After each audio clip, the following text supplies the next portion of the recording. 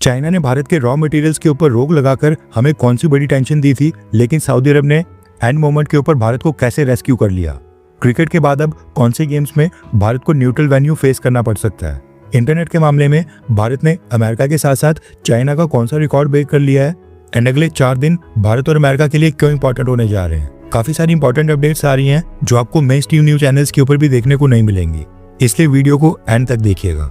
सबसे पहले बात करते हैं अमरनाथ यात्रा के बारे में, क्योंकि इस साल की जो यात्रा है उसको लेकर सरकार और एडमिनिस्ट्रेशन की जो भी एक्सपेक्टेशंस थी उनको हिंदू श्रद्धालुओं ने फेल साबित कर दिया है। दरअसल पहलगाम हमले के कारण इस साल माना जा रहा था कि अमरनाथ यात्रा में लोगों की संख्या काफी कम होगी। सिक्योरिटी के भी काफी कंसर्न्स थे, इसलिए इस पर स्ट्रिक्टनेस तो बढ़ाई गई, लेकिन साथ में यात्रा की जो ड्यूरेशन थी वो भी इस साल काफी कम रखी गई थी। साल 2023 में अमरनाथ यात्रा 1 जुलाई से लेकर 31 अगस्त यानी कि 62 दिनों तक चली थी और उस साल 4,45,000 श्रद्धालुओं ने यात्रा की थी। पिछले साल 2024 की बात करें तो 2024 में अमरनाथ यात्रा 29 जून से लेकर 19 अगस्त यानी कि 52 दिनों तक चली थी और पिछले साल 5,12,000 श्रद्धालुओं ने यात्रा की थी। अब इस बार की जो यात्रा है उसको 50 से 60 दिन से कम करके केवल 38 दिन का रखा गया था, 38 डेज। इसलिए माना जा रहा था कि इस बार बाबा अमरनाथ यात्रा में फुटफॉल काफी कम होगा और कम लोग यात्रा करने आएंगे, और पहलगाम हमला भी इसको एक कारण माना जा रहा था। लेकिन जम्मू कश्मीर से रिपोर्ट्स आ रही हैं कि इस बार तो पिछले सालों से भी बड़ी संख्या में उत्साह देखने को मिल रहा है। इस साल की अमरनाथ यात्रा शुरू हुई थी 3 जुलाई को और 9 अगस्त को ये खत्म होनी है। पिछले कल यानी कि मंडे तक का डेटा एडमिनिस्ट्रेशन ने रिलीज कर दिया है और न्यूज आ रही है कि पहले 12 दिनों में ही 2,20,000 श्रद्धालुओं ने बाबा बर्फानी के दर्शन कर लिए हैं। पिछले कल भी 20,448 लोगों ने दर्शन किए थे और न्यूज आ रही है कि अगर यही स्पीड रही तो पिछले साल का जो 5,12,000 का रिकॉर्ड है वो भी इस साल टूट जाएगा, क्योंकि अभी तो 38 में से केवल 12 दिन की यात्रा ही पूरी हुई है एंड अभी भी 26 दिन बाकी है। हैरानी इस बात की है कि अभी तो पहलगाम हमले को 3 महीने भी कंप्लीट नहीं हुए हैं, लेकिन लोगों में काफी एक्साइटमेंट देखने को मिल रही है। नेक्स्ट अपडेट आ रही है भारत और सऊदी अरब को लेकर, लेकिन इसमें चाइना का भी एक बहुत ही बड़ा एंगल है। रेफरेंस के लिए आपकी स्क्रीन के ऊपर आर्टिकल का स्क्रीनशॉट है। दरअसल पिछले कुछ हफ्तों से भारत में फर्टिलाइजर्स की काफी शॉर्टेज हो रही है, खासकर डाई अमोनियम फॉस्फेट यानी कि डैप की। अभी जो डाई अमोनियम फॉस्फेट नाम का फर्टिलाइजर है, इसको बनाने में सबसे इंपॉर्टेंट इंग्रेडिएंट होता है फॉस्फेट, जो कि हम चाइना से इंपोर्ट करते थे। हुआ ये कि कुछ हफ्ते पहले चाइना ने भारत को फॉस्फेट के एक्सपोर्ट्स के ऊपर रिस्ट्रिक्शंस लगा दी थी। इसके कारण भारत में डाई अमोनियम फॉस्फेट की प्रोडक्शन के ऊपर काफी असर पड़ रहा था, क्योंकि हमारे पास फॉस्फेट ही नहीं था।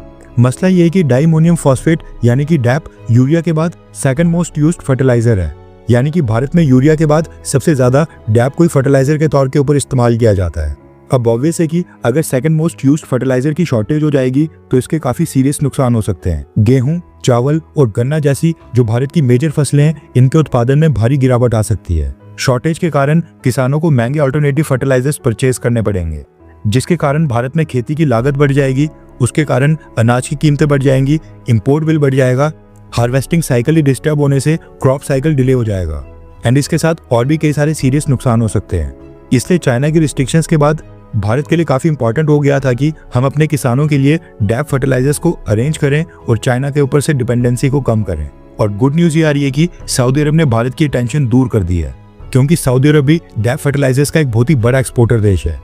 न्यूज निकल कर आ रही है कि भारत के chemicals and fertilisers minister JP Nadda Saudi Arabia की विजिट के ऊपर गए हैं और उन्होंने वहां पर जाकर सऊदी अरब के साथ डैप फर्टिलाइजर्स की डील को साइन कर लिया है। कॉन्ट्रैक्ट के मुताबिक सऊदी अरब की माइनिंग कंपनी मादेन अब अगले 5 साल के लिए भारत की फर्टिलाइजर बनाने वाली कंपनीज IPL, KRI, BHCO और CIL को 3.1 million metric tonne DAP fertilisers हर साल सप्लाई करेगी।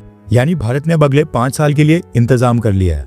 इसके साथ इस अरेंजमेंट में यह भी प्रावधान किया गया है कि इस एग्रीमेंट को सेम टर्म्स और कंडीशन के ऊपर आगे 5 साल के लिए और एक्सटेंड किया जा सकता है। शर्त यह है कि दोनों पार्टीज का म्यूचुअल कंसेंट होना चाहिए, यानी कि अगर ये वाले 5 साल दोनों देशों के बीच अच्छे से सेटल हो गए तो इस एग्रीमेंट को हम 5 साल के लिए और रिन्यू कर सकते हैं, यानी कि 10 साल की टेंशन खत्म हो गई है। अब इस डील के कई सारे फायदे हैं। एक तो सबसे पहले भारत के किसानों की टेंशन दूर, फसलों का उत्पादन नहीं गिरेगा और मोस्ट इंपॉर्टेंट चाइना के ऊपर से निर्भरता खत्म हो गई है, और साथ में सऊदी अरब के साथ हमारे रिलेशंस और मजबूत होंगे।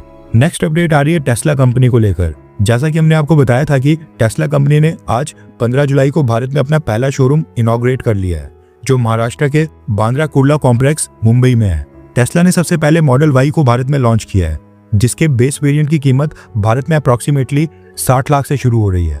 ये same base model entry level variant Bharat के 60 लाख के कंपैरिजन में अमेरिका में 40 लाख का है। उसके बाद चाइना, जहां पर ये मैन्युफैक्चर होता है, वहां पर ये 31,57,000 का है। उसके बाद जर्मनी और यूरोप में ये सेम मॉडल रफली 46 लाख का है।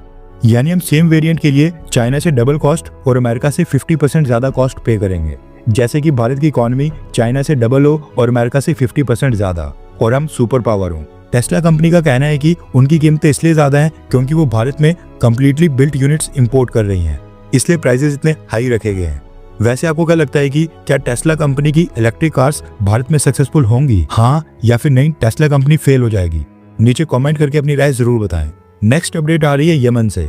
आपको याद होगा यमन में निमिषा प्रिया नाम की एक इंडियन नेशनल को हत्या के आरोप में डेथ सेंटेंस सुनाई गई थी, और कल यानी कि 16 जुलाई को निमिषा प्रिया की एग्जीक्यूशन होनी थी। निमिषा प्रिया केरला से नर्स है और ये साल 2017 से यमन में वहां पर एक केस में डेथ पेनल्टी यानी सजाए मौत फेस कर रही हैं। न्यूज निकल कर आ रही है कि भारत सरकार के एफर्ट्स रंग ला गए हैं और हुदीस ने निमिषा प्रिया की एग्जीक्यूशन को पोस्टपोन करने का फैसला किया है। यमन के बड़े हिस्से के ऊपर हुदीस का कंट्रोल है, जिनके साथ भारत लगातार नेगोशिएशंस करने की कोशिश कर रहा था, लेकिन हुदीस भारत की बात नहीं मान रहे थे और यमन में इस केस को लेकर खासकर हुदीस के अंदर ईगो और सेल्फ रिस्पेक्ट आ गई थी, जिसकी वजह से हुदीस 8 करोड़ 60 लाख की ब्लड मनी भी एक्सेप्ट नहीं कर रहे थे, जो निमिषा प्रिया के परिवार ने कलेक्ट कर ली है। गुड न्यूज ये आ रही है कि यमन और हुदीस ने अब निमिषा प्रिया की एग्जीक्यूशन को आखिरी मौके के ऊपर पोस्टपोन कर लिया है, जो कि कल यानी कि 24 घंटे के बाद होने वाली थी।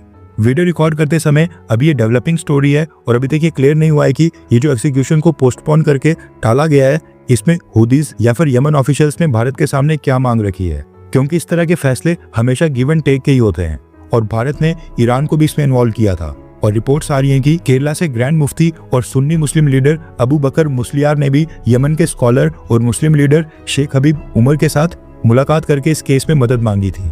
शेख हबीब उमर यमन में शूरा के मेंबर हैं और काफी इन्फ्लुएंस रखते हैं। अभी ये नहीं पता चला है कि ये एग्जीक्यूशन कब तक पोस्टपोन हुई है और ब्लड मनी 8 करोड़ 60 लाख की रखी गई है, या फिर विक्टिम की फैमिली के साथ साथ हुदीस की भी कोई डिमांड भारत सरकार ने मानी है। जैसे इसको लेकर कोई और अपडेट आएगी हम आपको इन्फॉर्म कर लेंगे, इसलिए आप हमारे चैनल इंडियन अफेयर्स को सब्सक्राइब करके रख लें।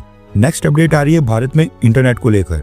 दरअसल न्यूज आ रही है कि भारत ने मंथली डेटा यूसेज में अमेरिका के बाद अब चाइना को भी क्रॉस कर लिया है। एवरेज मंथली डेटा यूजेज का मतलब होता है कि एक यूजर एक महीने में इंटरनेट नेटवर्क के ऊपर कितने जीबी का डेटा कंज्यूम कर लेता है। अमेरिका में एक user on an average 22 GB data per month consume करता है, वहीं पर चाइना में एक user on an average 29 GB data per month consume कर रहा है और भारत में ये फिगर है 32 जीबी पर मंथ, यानी ऑन एन एवरेज सभी इंडियंस हर महीने 32 जीबी डेटा कंज्यूम करते हैं। नेक्स्ट अपडेट आ रही है भारत और अमेरिका को लेकर। न्यूज निकल कर आ रही है कि भारत की कॉमर्स एंड इंडस्ट्री मिनिस्ट्री की टीम पिछले कल वॉशिंगटन डीसी में लैंड हो गई है और 2 सेक्टर्स जिसके ऊपर मतभेद बना हुआ है, एग्रीकल्चर और ऑटोमोबाइल सेक्टर, इनके ऊपर नेगोशिएशंस का एक फ्रेश अटेम्प्ट किया जा रहा है। ये टॉक्स अमेरिका के ट्रेड रिप्रेजेंटेटिव्स के साथ अगले 4 दिन तक चलेंगी और इस बार खास बात यह है कि भारत के चीफ नेगोशिएटर और special secretary of the commerce ministry Rajesh Agarwal sir इस बार खुद ही अमेरिका में होंगे और इन नेगोशिएशंस में हिस्सा लेंगे। चीफ नेगोशिएटर और special secretary of the commerce ministry Rajesh Agarwal sir हर बार नेगोशिएशंस के लिए अमेरिका नहीं जाते हैं। अब क्योंकि चीजें फाइनल स्टेजेस के ऊपर हैं, इसलिए इनको इस बार भेजा जा रहा है। अब इन सारी नेगोशिएशंस का क्या रिजल्ट निकलता है वो तो खैर समय बताएगा, लेकिन गुड न्यूज ये है कि अमेरिका और खासकर डोनाल्ड ट्रंप भारत के साथ पेशेंस दिखा रहे हैं। डोनाल्ड ट्रंप एडमिनिस्ट्रेशन ने European union, Japan, south Korea, Canada, France, Germany जैसे तमाम फ्रेंडली देशों के ऊपर ऑलरेडी टैरिफ्स अनाउंस कर दिए हैं, जो कि नाटो और G7 में भी अमेरिका के पार्टनर्स हैं। लेकिन भारत के साथ नेगोशिएशंस अभी भी जारी हैं, इसलिए अब ये देखना काफी इंटरेस्टिंग होगा कि इन सब एफर्ट्स का क्या नतीजा निकलता है और क्या डोनाल्ड ट्रंप भारत के नाम का टैरिफ लेटर निकालते हैं या फिर नहीं। लास्ट डेट है 1 अगस्त। नेक्स्ट अपडेट आ रही है प्रधानमंत्री मोदी जी की इंटरनेशनल विजिट्स को लेकर।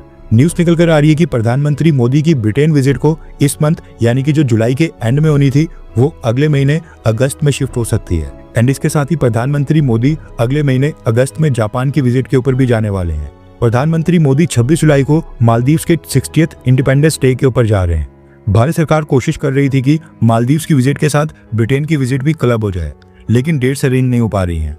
नेक्स्ट अपडेट आ रही है भारत और पाकिस्तान को लेकर। आपको पता है कि भारत और पाकिस्तान के जो क्रिकेट वर्ल्ड कप या फिर एशिया कप के मैचेस होते हैं उनको अब न्यूट्रल वेन्यूज के ऊपर किसी थर्ड कंट्री में खेला जाता है। क्रिकेट के बाद अब पाकिस्तान की तरफ से ऐसी डिमांड हॉकी को लेकर भी सामने आने लगी है। दरअसल हॉकी का एशिया कप अगले महीने 27 अगस्त को शुरू होना है और 7 सितंबर तक चलेगा।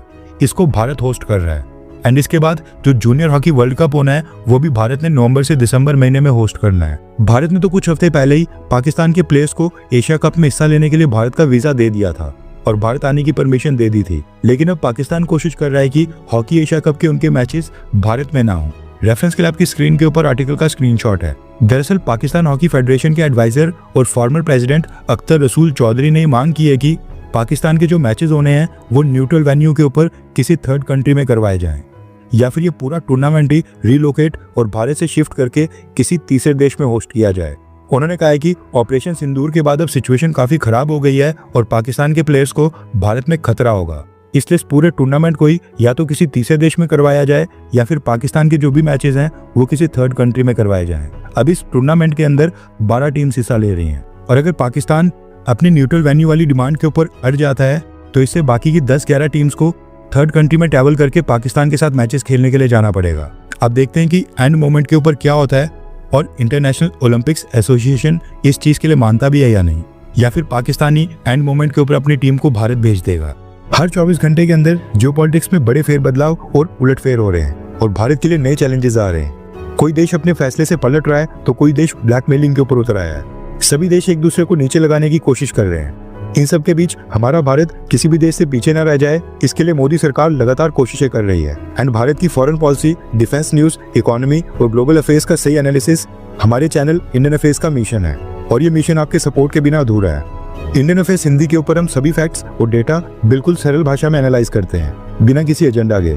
अगर आप चाहते हैं कि इंडियन अफेयर्स का सही और ऑथेंटिक एनालिसिस आप तक लगातार पहुंचे तो इस वीडियो को लाइक करें और हमारे चैनल इंडियन अफेयर्स को सब्सक्राइब करके बेल नोटिफिकेशन ऑन करना मत भूलिए। आपका एक लाइक हमारे चैनल को ग्रो करने में काफी मदद करेगा और एक सब्सक्राइब ये सुनिश्चित करेगा कि आप किसी भी इंपॉर्टेंट अपडेट को मिस ना करें। अगर आपने हमारे चैनल को पहले से सब्सक्राइब किया है तो दिल से धन्यवाद। जय हिंद, वंदे मातरम।